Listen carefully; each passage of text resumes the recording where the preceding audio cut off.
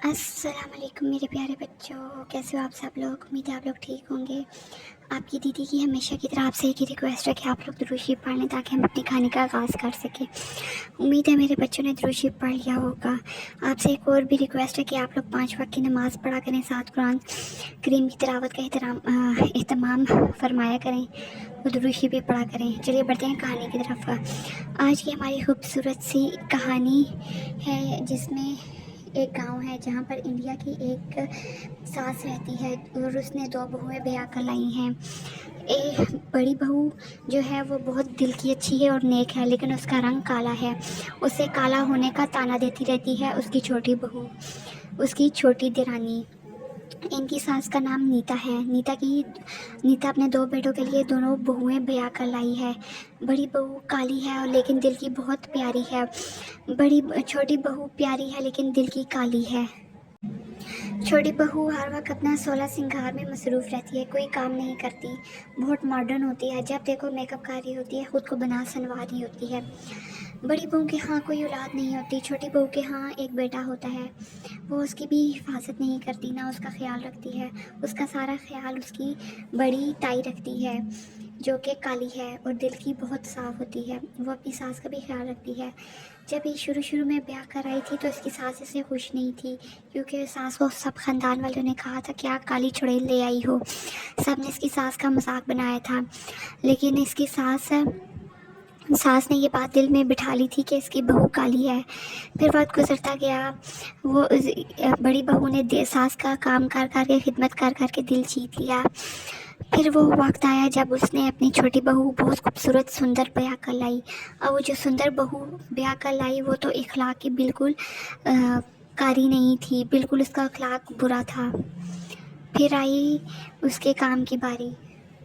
دونوں بہوؤں پر جب کام تقسیم ہوا، چھوٹی والی نے کہا میرے پاس تو ٹائم نہیں ہوتا، میں تو اپنا میک اپ کر رہی ہوتی ہوں، سارا وقت میرا میک اپ میں یا سونے میں گزر جاتا ہے۔ جب میں میک اپ کرتی ہوں تو میں تھک جاتی ہوں، پھر میں تھکاوٹ دور کرنے کے لیے سو جاتی ہوں، میرے پاس تو ٹائم نہیں ہوتا کام کرنے کے لیے۔ ساس یہ بات سن کر بہت حیران ہوئی کہ میک اپ کرنے سے بھی کوئی تھکتا ہے۔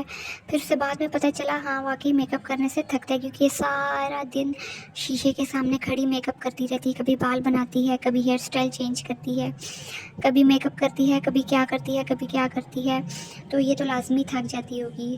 ساس بڑی پچھتا رہی تھی کہ اس نے اپنی بڑی بہو جیسی چھوٹی بہو کیوں نہیں بیاہ کر لائی۔ بڑی بہو بہت اچھی تھی، وہ اپنی چھوٹی دیورانی کے حصے کا کام بھی کر لیتی تھی اور کبھی کسی سے گلا شکوہ نہیں کیا۔ اس کی کوشش ہوتی تھی کہ گھر میں سب کو خوش رکھے، ان کا خیال رکھے، ان کی صحت کی دیکھ بھال کرے۔ لیکن چھوٹی بہو میں اب نخرہ بھی دن بدن بڑھتا جا رہا تھا، کیونکہ وہ کام تو کوئی کرتی نہیں تھی، سارا دن میک اپ کرتی رہتی تھی اور لوگوں سے تعریفیں سنتی رہتی تھی کہ وہ کتنی سندر ہے۔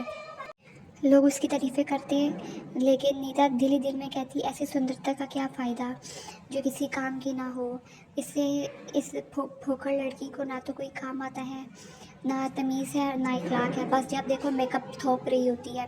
ایک اللہ نے اتنا پیارا بچہ دیا ہے، اس کی بھی حفاظت نہیں کرتی، نہ اس کا خیال رکھتی ہے۔ دوسری طرف میری بڑی بہو کتنی اچھی ہے، جو سب کا خیال رکھتی ہے، سب کا دل جیت لی ہے اس نے۔